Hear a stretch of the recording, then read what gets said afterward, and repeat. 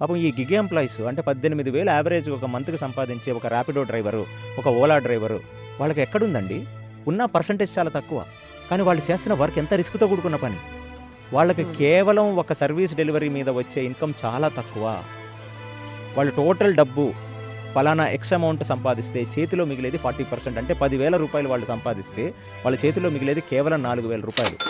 ఎందుకంటే ఆ bike EMI కావచ్చు, ఆ పెట్రోల్ కావచ్చు, వాడి ఓవర్ హెడ్స్ అన్నీ తీసేస్తేనండి వాడి చేతిలో మిగిలేది ఈవెన్ నాట్ 40 to 50% మధ్యలోనే వాడికి మిగులుతుంది. మళ్ళీ కంపెనీస్ ఏమన్నా వాళ్ళ రెస్పాన్సిబిలిటీ తీసుకుంటాయా? ఏమీ తీసుకో. కంపెనీస్ ఇన్సూరెన్స్ ప్రొవైడ్ చేయట్లేదు వీళ్ళకి, వర్కర్స్కి చేయట్లేదు. అసలు వాడు ఎంప్లాయే కాదండి.